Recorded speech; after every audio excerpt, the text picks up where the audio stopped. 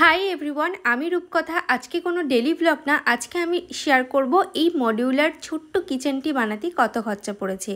আপনাদের একটু হলেও হেল্প হবে, যাদের একটুখানি জায়গা বা অল্প জায়গার মধ্যে কিচেন করতে চাইছেন তারা এই ভিডিওটা দেখলে সম্পূর্ণভাবে জানতে পারবে। প্রথমেই বলি, এটা কিন্তু আমার ফুল মডিউলার কিচেন নয়, শুধু নিচের ক্যাবিনেটগুলো করা আছে আর টুকটাক যা দরকার সেইগুলোই করা আছে।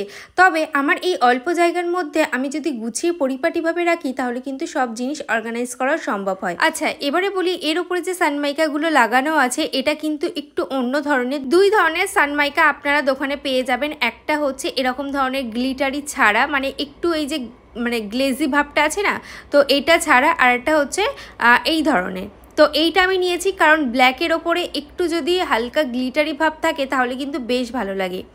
আপনারা চাইলে এই ধরনের স্টিলের হ্যান্ডেল নিতে পারেন। তাছাড়া এখন নতুনত্ব উঠেছে কোনো হ্যান্ডেল ছাড়াই, জাস্ট ক্যাবিনেটের পাশে হাত দিলেই খুলে আসবে, তো ওই ধরনেরগুলো লাগাতে পারেন। তবে আমার কাজের সুবিধার ক্ষেত্রে আমি কিন্তু এই হ্যান্ডেলগুলো লাগিয়ে নিয়েছি এবং খুব ভালো কোম্পানির লাগিয়েছি, যাতে একটু মজবুত হয় আর দুদিন পরে খুলে না আসে। আর এইদিকে দেখুন, আমি কিন্তু কালারটা একটু বাই কালার রেখেছি যাতে দেখতে ভালো লাগে।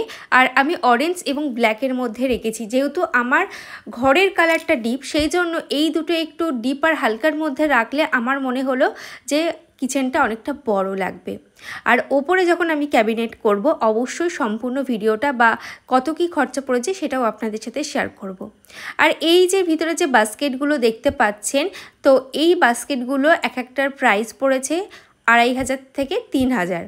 তো কোনোটার দাম 2300 টাকা, কোনোটার দাম 2800 টাকা। বাস্কেটগুলো যেহেতু একটু অন্যরকম থাকে তাই দামটাও কিন্তু একই থাকবে না। তাই কোনোটার দাম 2200 টাকা হলেও কোনোটার দাম কিন্তু 3300 টাকাও হতে পারে। আর এই সাইডে দেখুন, সামনে কিন্তু প্লাউড দিয়ে এই বাস্কেটটাকে খুব সুন্দরভাবে অ্যাটাচ করে দিয়েছে। আর এগুলো কিন্তু সবকটাই যে ক্যাবিনেটগুলো আছে হাইড্রোলিক। আর এই দিকে দেখুন, একটা হচ্ছে প্লেট রাখা বা কাপ রাখার জন্য। তো আমি না বেছেই নিয়েছিলাম কোনটাতে কি রাখবো। আমি কিন্তু বাস্কেট প্রথম থেকেই চুজ করে নিয়েছিলাম। আর আমার যেহেতু একটু বড় বড় জিনিসও আছে, তো আমি ভেবেছিলাম চামচ প্লেট এগুলো রাখার জন্য আমার দুটো হলেই হয়ে যাবে। আর সবকটা এরকম বড় বড় হলে কি হবে, আমার জিনিসগুলো রাখতে সুবিধা হবে। তোমরা চাইলে তোমাদের মন মতন করে অনলাইনে যদি করো বা দোকানে গিয়ে যদি দেখো, তাহলে তোমরা তোমাদের মতন করে কি রকম বাসন রাখবে দেখে চয়েস করতে পারো।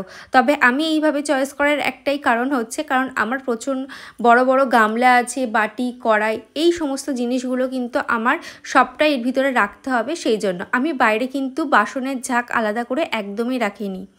আর এরপরে আসি গ্যাস ওভেনের কথা। এটা আমি অনলাইন থেকে পারচেস করেছিলাম, তোমরা যদি চাও লিঙ্ক আমি ডেসক্রিপশানে দেব।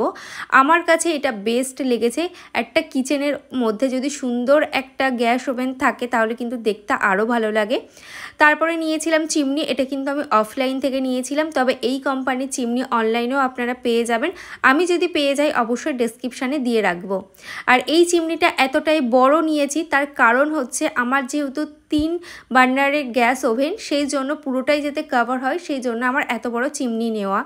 আর সাথে এই সাইডে আমি রেখেছি হচ্ছে বোর্ড। আর ওপরে যখন আমি ক্যাবিনেট করব অবশ্যই সেটা কাঁচের করব। আর কীরকম কি করছি না করছি সেটা তো আস্তে আস্তে আমার ব্লগ দেখলে আপনারা বুঝতেই পারবেন। আচ্ছা, এরপরে যেই গ্রানাইটটা আছে সেই গ্রানাইটটা সম্পর্কে আপনাদের সাথে একটু কথা বলি এবং এর ফুল প্রাইস কত নিয়েছে বা এইটুকু করতে আমাদের কত খরচ পড়েছে সেটাও আপনাদের ভিডিওর লাস্টে বলে দেব। আচ্ছা, আমি এই যে সাদা আর কালো দিয়ে যে গ্রানাইটটা নিয়েছি এটা আমার মনে হয়েছে বেস্ট, কারণ ফুল সাদা যদি নিতাম আমি হয়তো মেনটেন করতে পারতাম না।